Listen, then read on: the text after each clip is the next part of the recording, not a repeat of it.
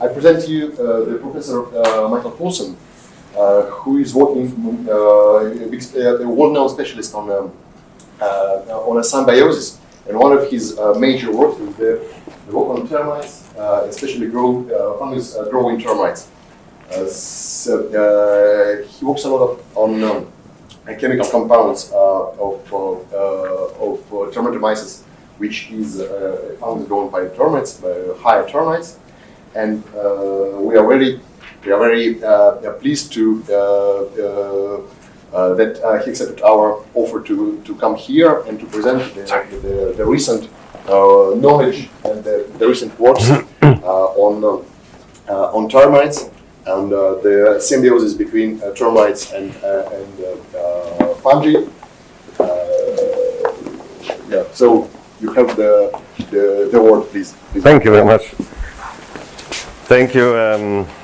Thank you very much, and thank you for the invitation. It's really a great pleasure, and with our first discussions here, meetings this morning, I've also realized a lot of overlapping interests, and I hope that can also be maybe the start of something together that would be wonderful. And thank you all for coming as well. I do tend to mumble a little bit, so let me know. Feel free to shout if that's the case. It's a really great pleasure to be here, and I will talk a bit about some aspects of the evolution and roles of symbionts and fungus-growing termites that you've heard about, some of the focal areas that we do in my group. I'm at the University of Copenhagen, and I'm also the head of the section for ecology and evolution. We are 12 faculty members, and we work on a range of different questions, but they're all founded in ecology and evolution. And this is us, and we work on a lot of different types of questions, a lot of different organisms, so quite a different setup from what you have here. And sometimes it can be hard to maybe see the connections. But I think what we're fundamentally interested in is understanding how cooperation and how conflict shapes individual organisms and the organisms that they interact with. And for me, this is very much about symbiosis. And I think a few decades ago, we didn't really appreciate that all of the microbes that are around us and in us and on us play very important roles, and likely do so for all organisms, including ourselves. And these extend, and many of you will know this better than me, to training of the immune system, to modulating different biological processes, digestion, also behavior, and a range of different other factors in us as well. So I'm fundamentally interested in understanding how these things work. So in the group, my group, we work mostly on understanding how natural selection shapes these symbiont community structures, how they affect the host, and how they co-evolve, and what the consequences are in evolutionary timescales. And this is mostly on termites, a lot on termite defenses that I'll talk a bit about today, a bit on host symbiont fidelity, specificity over like ecological and evolutionary timescales, and then a bit on understanding better fungal adaptations to being in symbiosis with, for example, termites. And lastly, a bit on fungal diversity as we keep discovering new fungi that basically are new to research.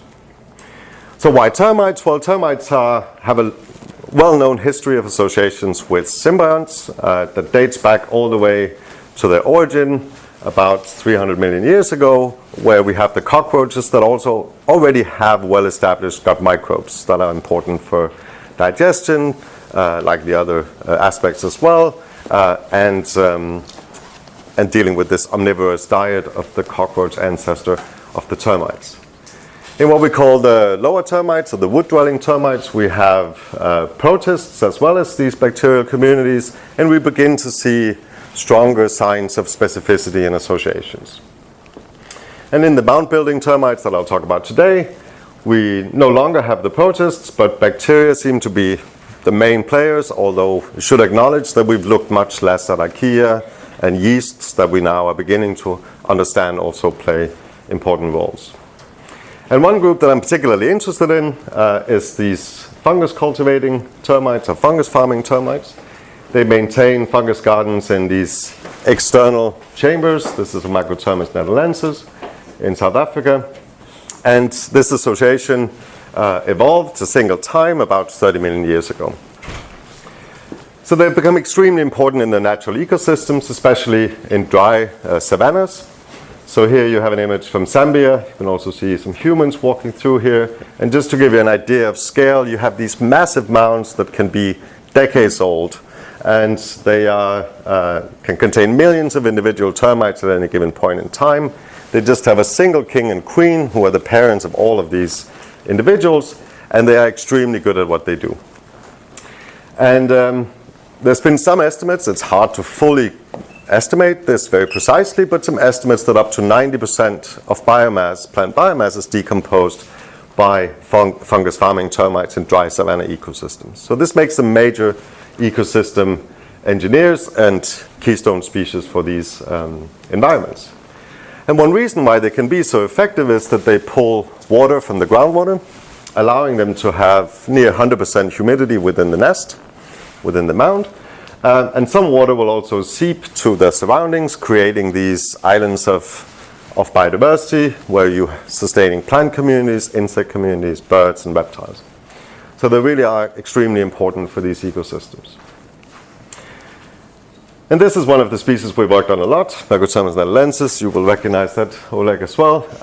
We have the fungal gardens, and when you zoom in, you see these structures that the termites built with their feces, which is a mix of fungus and the plant substrate. I'll come back to that a bit more later on. So for those who have maybe not seen this is a king and queen. So they established the nest on their own. The king looks very much like the ancestral cockroach, and then the queen expands, or her abdomen expands, so she can lay up to 20,000 eggs every day. So this is a massive endeavor, and current estimates are that they can get up to 20 years old, maybe even older. So there's also fascinating aging research going on in other groups to try to understand how this is accomplished. So this is basically the germline of the colony. And we like to think of these as kind of superorganisms. So when we think of an organism, we typically have this strict division between somatic tissue, and we have the germline that is the only cells that are passed on to the next generation. And much in the same way, we have a germline king and queen that found the nest. They begin to produce workers and soldiers, the somatic tissue, that help sustain and protect this king and queen, because they are the only individuals that can reproduce and make new kings and queens that fly out to start nests. So this means that the unit of selection has changed from being on the individual within this nest to rather being the colony of individuals. And I will then argue that this only really works if you also take in all of the symbionts into account, because this is what makes this superorganism so extremely effective at what it does, living on dead plant biomass. And indeed, the termites have co-diversified with a fungal genus and complex bacterial communities. These are very schematic, but we know about 330 described termite species that all cultivate fungi. There are about 50 species of Termitomyces, with some degree of specificity when you see what pairings you have between termites and Termitomyces. And this is very coarse, but we do see some signs of also a pattern of bacterial community assemblies that mirror this level of specificity, suggesting that you need the right combinations of termite, fungus, and bacterial communities to make this work. And what do they do? Well, they live on plant biomass, and they do this very effectively. So older workers will collect substrate outside the mound. They bring this back, and young workers will ingest the substrate together with asexual fungal spores that are produced in this mature part of the fungus garden. And this is a quick gut passage that then derives or produces what we call primary feces, where you have a lot of plant biomass, and it's well inoculated with fungal spores. And this allows the fungus to grow very well, rapidly degrading these plant biomass components. Eventually, when essentially all plant biomass is used up, the termites will eat the old comb, and you have essentially no organic material left.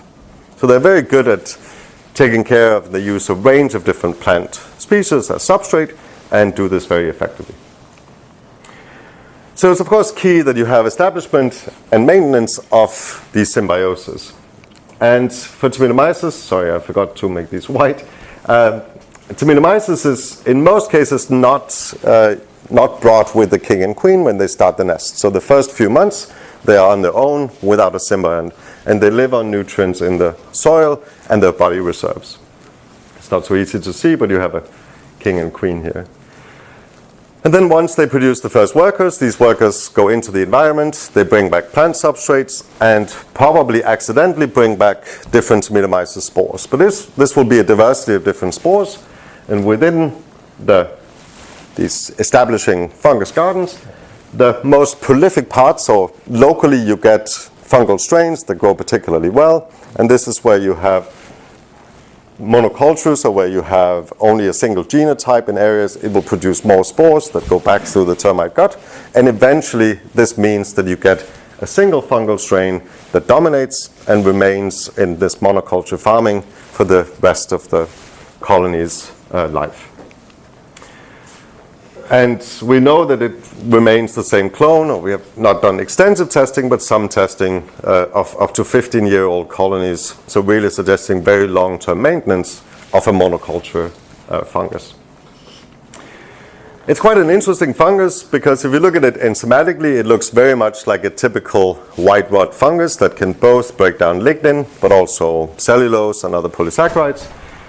And it has a range of different oxidizing enzymes that likely are important for oxidative processes that break these bounds or these bindings within these saccharides. But working with a close collaborator, Christine Bemelmans in the HKI in Germany, we found out that they also in culture produce a lot of hydrogen peroxide. And this is normally only the case for brown rot fungi that use hydrogen peroxide to initiate cellulose breakdown in wood, but not targeting lignin.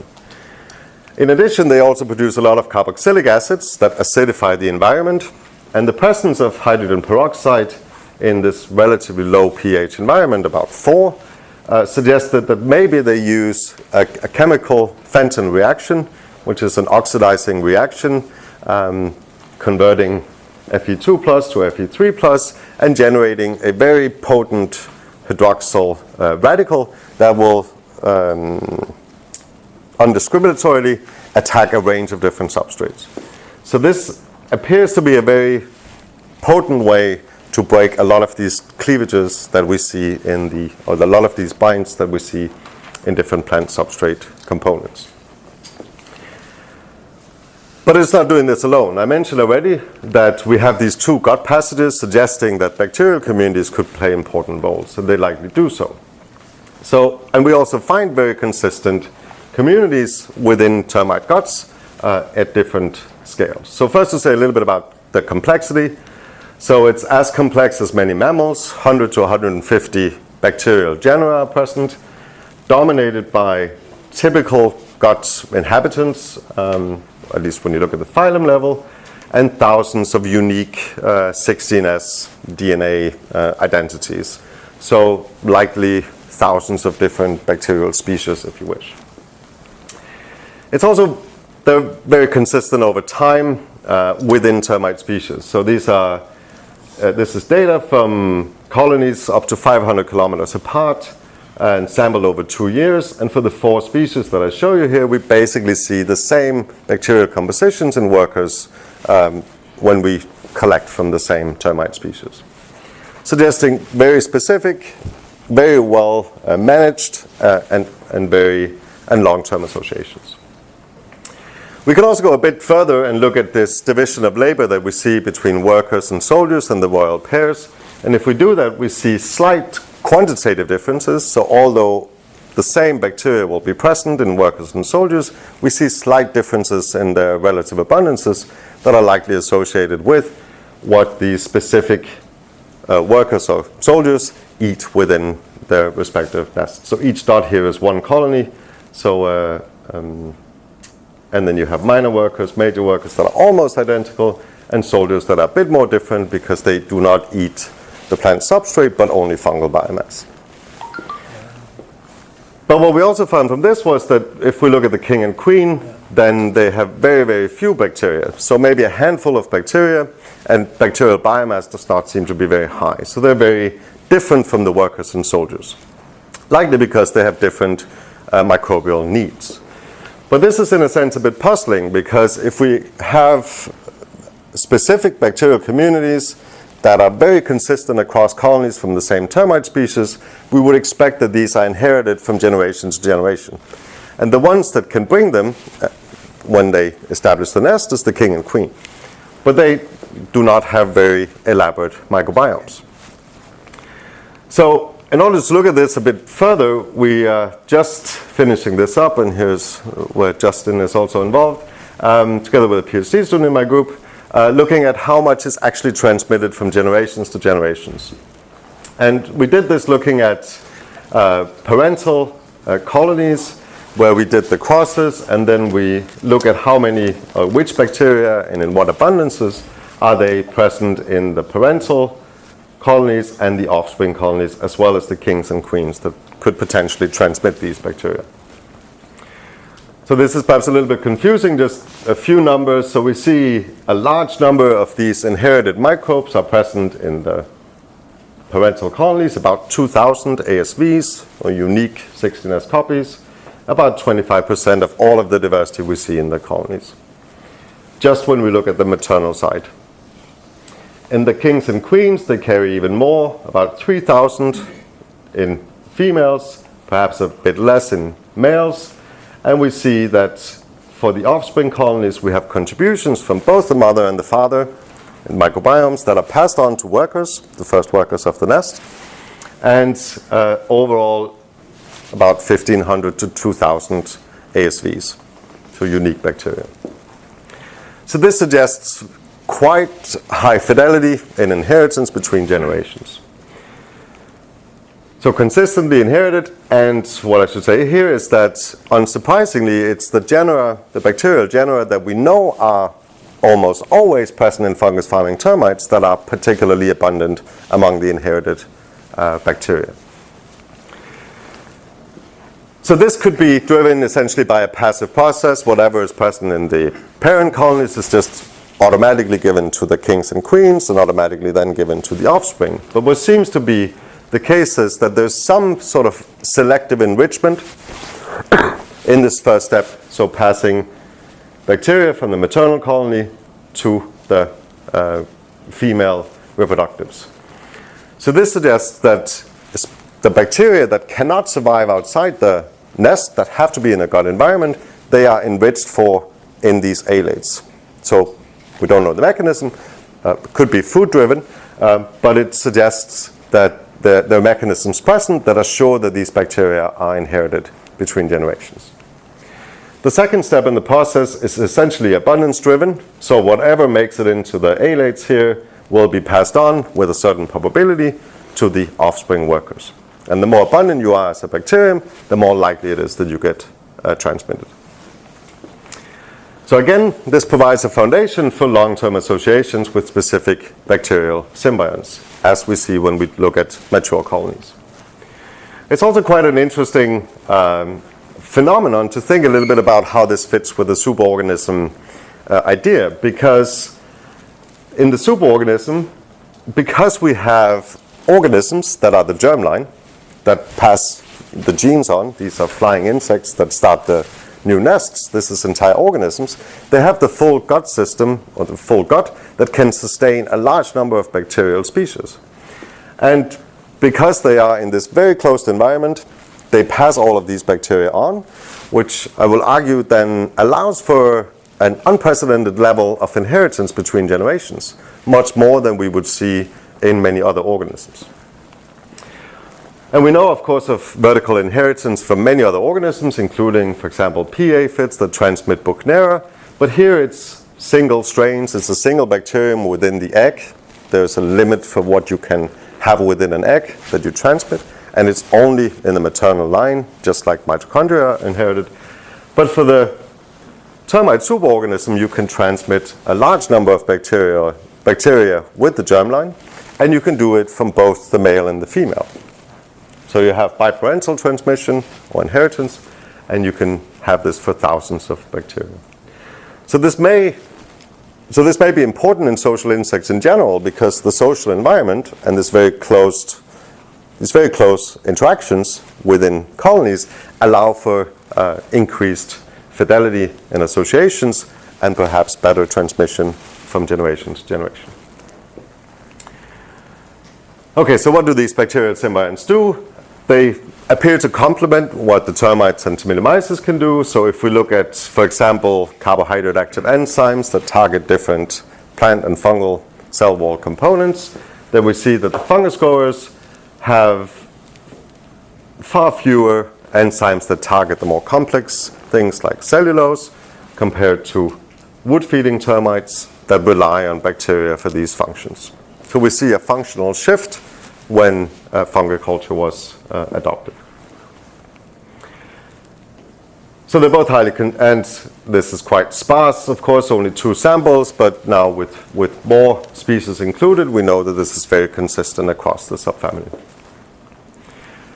So if we look at the symbiosis as a whole, we can, again, don't worry about the details here, this is just to illustrate that we get a very large diversity of different enzymes. So each bar here is one enzyme group, and then we have contributions from the termites, producing some, to minimize as many, and gut bacteria some as well. And some of the things that the bacteria likely contribute to is the digestion of the fungal cell wall to gain access to this nutrient.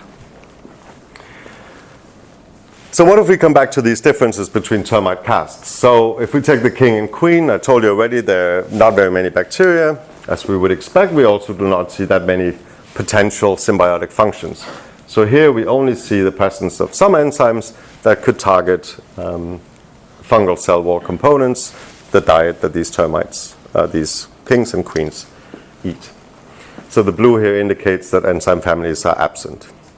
But we would expect that the alates, so the kings and queens, should have the full repertoire because they have much more complex bacterial communities that they transmit to their first worker offspring. Indeed, they do, and they look basically like workers of mature colonies where you have this large diversity of different enzymes. So the functional gene repertoire is maintained across host generations when we have high fidelity in inheritance. So basically, just to kind of summarize on that, I think this, the functions of the bacterial communities and the slight differences we see, or the differences we see between the different members of the superorganism help sustain these functions, just as you would expect from a theory on the superorganismal life.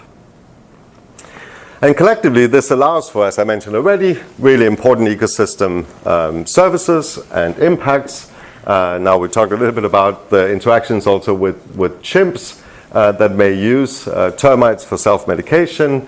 Many other organisms are associated with these, and I mentioned to you also this generation of islands of biodiversity.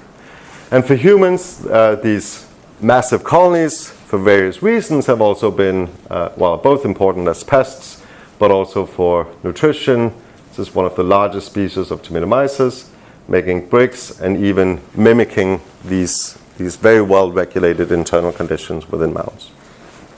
So a lot of interesting aspects, impacts of this symbiosis. And they seem to do this without having any problems with diseases. And this is, of course, something that we are all very well aware of, especially at this point, is something that threatens communities or societies where you live very close to each other and you have a lot of interactions. We do know that there is a specific fungal pathogen that seems to only attack founding pairs, so kings and queens. We don't know how important this pathogen is, but we cannot or have not been able to infect workers at this point with this pathogen at least. Quite interestingly, we know that viruses are present and quite abundant. We know nothing about the biology of these or the impacts.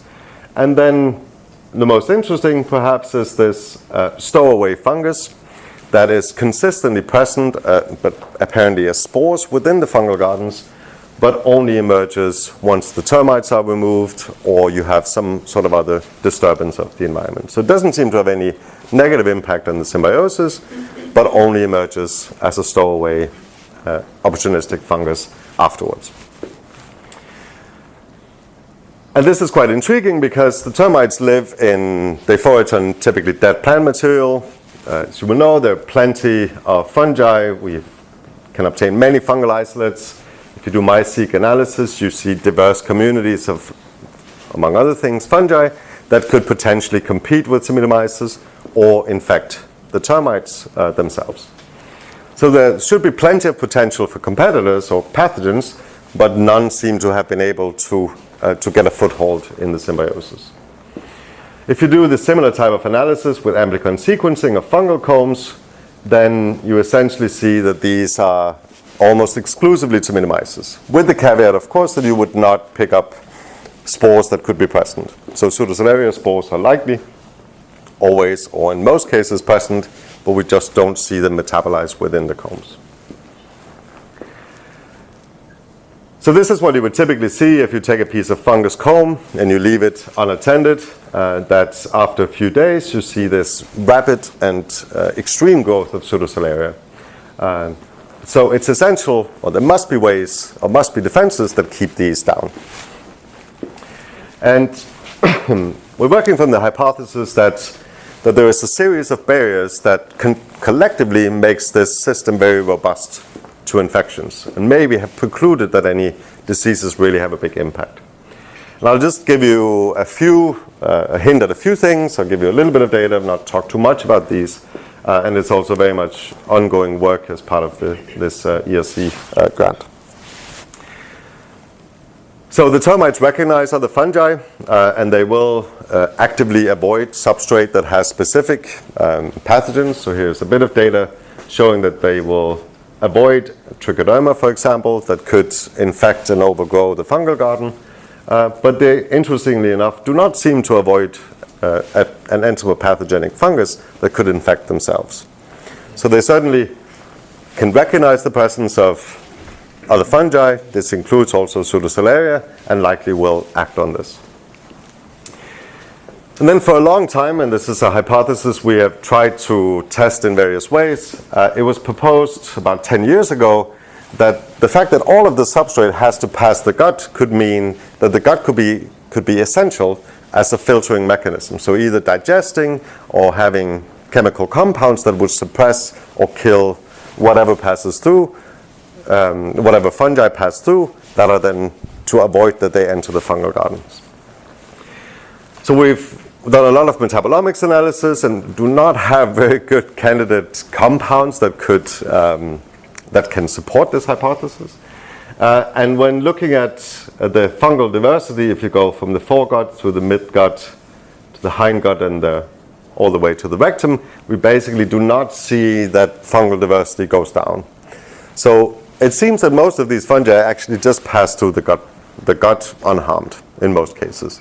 And this is probably because they exist as spores often, which are quite resistant to digestive processes and antifungals. They also end up in these fungal gardens. So for some of the MySeq analysis we've done, we have also identified many of the same things that we see in the substrate. So they likely make it into the fungal comb. However, in the fungal comb, we don't see them very frequently. And this is likely because of in part at least, because of this chemical environment. So we've both done some metabolomics analysis. One of the challenges here is that we have a very large number of unidentified compounds, making it difficult to pinpoint which ones may be important. But maybe we can discuss this more. But we do see antifungal activity. And as Oleg was also telling me, antibacterial activity as well. So here is just 2 fungi tested for zone of inhibition. of extracts from 6 different colonies and different extraction methods. So here we certainly have antimicrobial activity, antifungal activity. Still, there are many unknowns, and I just wanted to mention and highlight that we recently had a natural product reports review out where we basically summarize all of the compounds that have been identified from the farming symbiosis, arguing again for the fact that we have these complex assemblies of different species within these communities or within a colony, and a rich potential for various types of compounds to play important roles. In most cases, we know very little about what they actually do or what roles they actually play. For example, the majority of these have not been tested for antifungal or antibacterial properties, hopefully something that we can increase in the future as we also improve discoveries. And I guess I forgot to say here that we see contributions from Termites. Most of the work has been done on mushrooms, fungal combs, bacteria, guts, oil secretions, or the termites themselves. And quite interestingly, and this is something that we are now exploring a little bit more, is that maybe it's not just a question of the chemical compounds that are actually important, but the fact that this environment is so tightly regulated. And we're just now in the latest field trip verified that we have CO2 levels that are up to 7% quite consistently within these fungal gardens. And this is extremely high. And this likely contributes to lowering the pH and may have an important impact on what organisms can survive as they enter the fungal gardens. So if we test different potential competitors, such as an aspergillus here, ambient, we get much more sporulation. We don't get sporulation when we have elevated CO2. And pathogen or potential pathogen of the termites will grow less well when we have elevated CO2. So we're still gathering data here and trying to find out if the link is this reduction in pH that may impact these organisms. Termites, of course, and Pseudocelaria is the same, are not impacted and may even go a little bit better in these elevated CO2 that are closer to the conditions they are adapted to. So the mechanism potentially lower pH, but it's also clear then that the barrier, so maintaining this closed environment is key, because otherwise you cannot have this buildup of carbon dioxide. So several barriers contribute to this robust defense. Very much work ongoing, contaminant avoidance, even burial on Pseudocelaria, for example. This very strict fungal comb quarantine, high CO2 levels that likely play a role. Gut passage seems to be playing less of a role than we thought in the past, but the chemical environment within the combs seem to be important and also aligns with work that is done here. So we're right now both doing more metabolomics work on combs, and we have about 35 Termites genomes where we're specifically both doing metabolomics and looking at the evolutionary histories of the biosynthetic gene clusters to try to better understand how have these evolved over the 30 million years of evolutionary time with the termites, and to, of course, also better understand which compounds are actually produced and in what conditions. I don't know why I put a brackets around here. So Susanne, a PhD student in my lab, is working very hard on these annotations at the moment. So much like I've made the argument about the superorganism several times, much like we have these multiple barriers, we can see the same types of ideas around the superorganism and the organism, right? So just as us, we have multiple barriers that collectively are very good at preventing most diseases. For the termites, behaviors and chemicals are important, but perhaps most important that they are employed in this very tightly controlled environment. And what happens with this barrier breaks? Well, many different things can happen. Biologists, elephants, and other animals that can use these as nutrients, and you get this incredible proliferation of Pseudocelaria from fungus combs. So So just to summarize very briefly, very effective plant biomass decomposition and defense. So the termites dominate as decomposers and are particularly important in these very dry savanna ecosystems, where they're ecosystem engineers and are foundation species for many other organisms. They appear to be very effective against microbial pathogens and a very large number of unidentified chemical compounds still to be discovered from the symbiosis, but the combination of chemicals, behaviors in this tightly controlled environment is likely key to sustain this very effective defense. And the termites, of course, are the legs and brains that allow for all of this to be organized so well in the superorganism. So with that, I'd like to acknowledge both former group members as well as current group members who have been or are working on aspects that I talked about today. And a number of key collaborators, Christine Bemelmans and HKI's phenomenal natural product chemist, Ngolo Kone in Ivory Coast and his PhD student Simon, without whom we probably wouldn't have survived the Ivory Coast, Duanen, Mike Wingfield, Willem de Beer, and Mireille Vasseur-Connet in Paris, who was instrumental in starting this microtermis natalensis work with colony establishment and tracing of the of microbial symbionts. Funding, of course, is extremely important, and thank you so much for the attention. I'm happy to take questions and have discussion.